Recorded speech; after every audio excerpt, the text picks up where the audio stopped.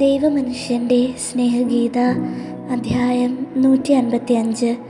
ഈശോ കരയോത്തിൽ സിനഗോഗിൽ. കരയോത്തുകാരുടെ വിശ്വസ്തതയും ഗുരുവിനെ ബഹുമാനിക്കാൻ കാണിച്ച താൽപ്പര്യവും മൂലം സിനഗോഗിൽ ശ്വാസം വിടാൻ ഇടമില്ല.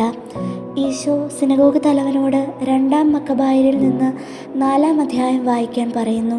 വായിച്ചു തീർന്നു കഴിഞ്ഞപ്പോൾ ഈശോ പറയുന്നു, എൻ്റെ ഏറ്റവും പ്രിയപ്പെട്ട ശിഷ്യൻ്റെ നാട്ടിൽ ഞാൻ സാധാരണ പറയാൻ ഉദ്ദേശിക്കുന്ന കാര്യങ്ങളല്ല പറയാൻ പോകുന്നത്. ഞങ്ങൾ ഏതാനും ദിവസം ഇവിടെ താമസിക്കുകയാണ്. അതിനാൽ അവയെല്ലാം അയാൾ തന്നെ നിങ്ങളോട് പറയണമെന്നാണ് എൻ്റെ ആഗ്രഹം. അപ്പോസ്തലന്മാരും ജനങ്ങളുമായിട്ടുള്ള സംസർഗം ഇവിടെ നിന്ന് ആരംഭിക്കണമെന്നാണ് ഞാൻ ആഗ്രഹിക്കുന്നത്. ഗുരു മാത്രം പ്രസംഗിച്ചാൽ പോരാ, തന്നെയുമല്ല കഴുകൻ്റെ കുഞ്ഞുങ്ങൾ അവയുടെ കൂട് വിട്ടുള്ള ആദ്യത്തെ പറക്കൽ പഠിക്കട്ടെ. എന്നാൽ ഒരു പ്രത്യേക കാര്യം നിങ്ങൾക്ക് തരും, ഒരു പ്രവചനം. ഭാവിയിൽ നിങ്ങൾ അത് ഓർത്തിരിക്കണം. അന്ന് ലോകത്തിലെ ഏറ്റവും ഭീകര സംഭവം നടക്കും. സൂര്യൻ അപ്പോൾ ഇരുണ്ടുപോകും. അന്ധകാരത്തിൽ നിങ്ങൾ തെറ്റായി വിധിക്കത്തക്ക വിധം ഹൃദയത്തിന് പ്രേരണ ഉണ്ടാകാവുന്നതാണ്. കാരണം ആദ്യം മുതലേ നിങ്ങൾ എന്നോട് നന്നായിട്ടാണ് പെരുമാറിയിട്ടുള്ളത്. ലോകം നിങ്ങളെക്കുറിച്ച് കരയോത്ത് ക്രിസ്തുവിൻ്റെ ശത്രുവായിരുന്നു എന്ന് പറയരുതെന്ന് ഞാൻ ആശിക്കുന്നു. ഒരു കുടുംബത്തിലെ എല്ലാ മക്കളിൽ നിന്നും തുല്യവിശുദ്ധി പ്രതീക്ഷിക്കുന്നത് ശരിയല്ലല്ലോ. അതുപോലെ ഒരു വലിയ പട്ടണത്തിലെ എല്ലാവരിൽ നിന്നും ഒന്നുപോലെ പ്രതീക്ഷിക്കേണ്ട. അതിനാൽ ശ്രദ്ധിച്ചു കേൾക്കൂ, പിന്നീട് ഓർത്തിരിക്കൂ, വിശ്വസ്തരായിരിക്കൂ. അന്യായമായ ഒരു കുറ്റാരോപണം നിങ്ങളുടെ മേലുണ്ടാകാതെ നിങ്ങളെ സംരക്ഷിക്കത്തക്ക വിധം അത്രയേറെ ഞാൻ നിങ്ങളെ സ്നേഹിക്കുന്നു. അതുപോലെ നിർദോഷികളായവരെ നിങ്ങളും സ്നേഹിക്കണം. അവർ ആരു തന്നെ ആയിരുന്നാലും കുറ്റം ചെയ്യുന്നവരോട് അവർക്കുള്ള ബന്ധം എന്തു തന്നെ ആയാലും അവരെ നിങ്ങൾ സ്നേഹിക്കണം. സിനഗോഗ് പിരിഞ്ഞതിന് ശേഷം യൂദാസിൻ്റെ വീട്ടിൽ ഒത്തുകൂടി ഭക്ഷണം കഴിക്കുന്നു. ഈശോ യൂദാസിൻ്റെ അമ്മയെ കൂടി ഇരുത്തി ആദ്യം അവർക്ക് വിളമ്പിക്കൊടുക്കുന്നു. അതും ആ സ്ത്രീയെ കൂടുതൽ സ്പർശിച്ചു. മാർജിൻ പറയുന്നു, യൂദാസിൻ്റെ അമ്മയെയും അവന് വളരെ ഇഷ്ടമാണെന്ന്. കാരണം എല്ലാ നല്ല സ്ത്രീകളുടെയും എന്ന പോലെ അവരുടെ പേരും മേരി എന്നാണ്.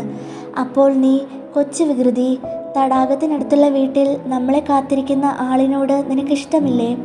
കുറച്ച് ഗൗരവം കാണിച്ച് പത്രോസ് ചോദിക്കുന്നു. ഓ, ഒത്തിരി സ്നേഹം. അവൾ നല്ലവളാണെങ്കിൽ, മാർജിൻ പറഞ്ഞു. വളരെ നല്ലവൾ.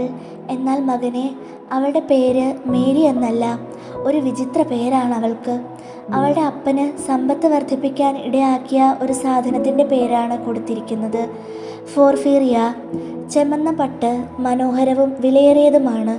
എൻ്റെ ഭാര്യ സുന്ദരിയല്ല, എന്നാൽ അവളുടെ നന്മ നിമിത്തം വിലപ്പെട്ടവൾ. വളരെ സമാധാനവും ശാന്തതയും പരിശുദ്ധിയും ഉള്ളവളായതിനാൽ എനിക്കവളെ വളരെ ഇഷ്ടവുമാണ്. 3 നന്മകൾ, സാധാരണ കാണാൻ ബുദ്ധിമുട്ടുള്ളവ.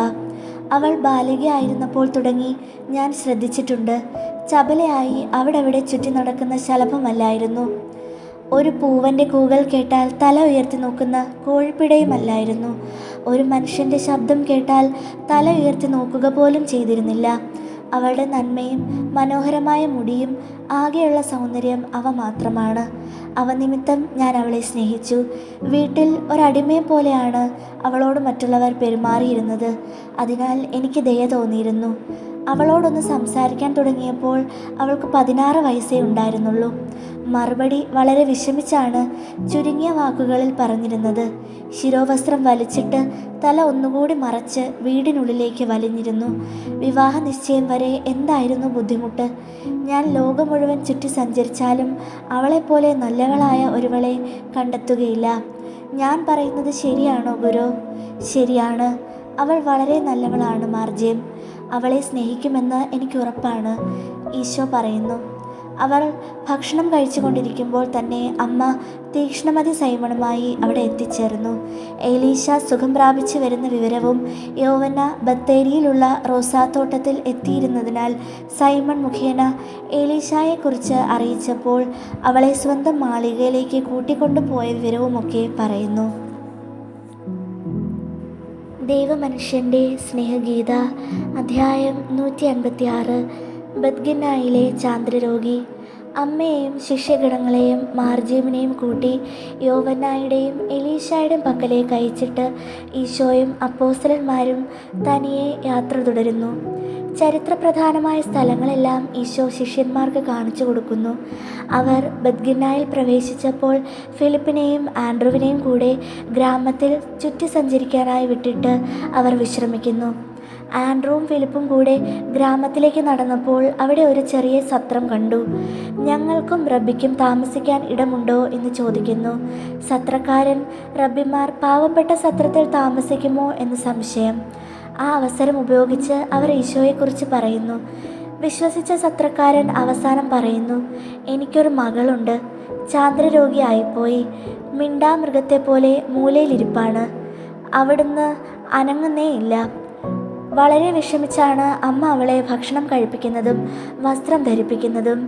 ചാന്ദ്രരോഗികളെ സുഖപ്പെടുത്താൻ അവന് കഴിയുമോ? അത് ഞാൻ പ്രതീക്ഷിക്കണമോ? നീ വിശ്വസിക്കണം, ആൻഡ്രു ഉടനെ പറയുന്നു. അവനിൽ പ്രത്യാശ വയ്ക്കുന്നവർക്ക് ഏറ്റവും അസാധ്യമായ കാര്യവും സാധ്യമായി തീരും. ഓ, അങ്ങനെയെങ്കിൽ അവനെ വിളിച്ചു കൊണ്ടുവരിക. ആൻഡ്രു ഈശോയും ശിഷ്യന്മാരുമായി വരുന്നു. അയാൾ ഈശോയെ കണ്ട ഉടനെ ഓടിച്ചെന്ന് അഭിവാദ്യം ചെയ്തു പറയുന്നു, ഗുരു, കർത്താവേ, ഈശോയെ, ഞാൻ ഉറച്ചു വിശ്വസിക്കുന്നു, നീയാണെന്നും നിനക്കെല്ലാം അറിയാമെന്നും. എൻ്റെ മകളുടെ മേൽ കരുണയുണ്ടാകണമേ. എൻ്റെ ഹൃദയത്തിൽ ധാരാളം പാപങ്ങളുണ്ടെങ്കിലും ഞാൻ വിശ്വസിക്കുന്നു. എൻ്റെ തൊഴിലിൽ ഞാൻ കള്ളത്തരം കാണിച്ചിട്ടുള്ളതിനാൽ എൻ്റെ മകളെ ശിക്ഷിക്കരുതേ. ഞാൻ സത്യം ചെയ്തു പറയുന്നു, ഇനി ഒരിക്കലും ഞാൻ പിടിച്ചു പറിക്കുകയില്ല. ഗുരു, എല്ലാം പുറത്ത് ഞങ്ങളോട് കരുണ കാണിക്കണേ. ഇവിടെ വരുന്ന എല്ലാവരോടും ഞാൻ നിന്നെക്കുറിച്ച് പറയും.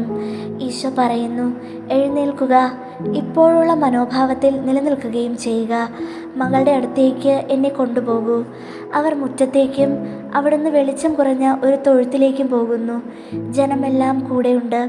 വൃത്തിഹീനമായി ശോഷിച്ച് വികൃതയായിരുന്ന അവൾ ഈശോയെ കണ്ടയുടനെ വിളിച്ചു കൂവുകയാണ്, പോകൂ, തിരിച്ചു പോകൂ, എന്നെ അലട്ടാതെ പോകൂ. കർത്താവിൻ്റെ ക്രിസ്തുവാണ് നീ, എന്നെ വെറുതെ വിടൂ. എന്തിനാണ് നീ എപ്പോഴും എന്നെ പിന്തുടരുന്നത്? ഈ ബാലികയിൽ നിന്ന് പുറത്തു പോകൂ. ഞാൻ ആവശ്യപ്പെടുന്നു, നിന്റെ ഇരയെ തിരിച്ച് ദൈവത്തിന് കൊടുത്തിട്ട് അടങ്ങിയിരിക്കൂ. ചങ്ക് തകർക്കുന്ന ഒരു കൂവൽ, ഒരു ഞെട്ടൽ. അവളുടെ ശരീരം തളർന്ന് വൈക്കോലിന്മേൽ വീണു. സ്വല്പം കഴിഞ്ഞപ്പോൾ ശാന്തമായി. പിന്നീട് അപരിചിതമായ അനേകം പേർ അടുത്ത് നിൽക്കുന്നത് കണ്ട് ലജ്ജ കാണിക്കുന്നു. ഓ നിത്യനായ കർത്താവേ, അവൾ സുഖപ്പെട്ടു.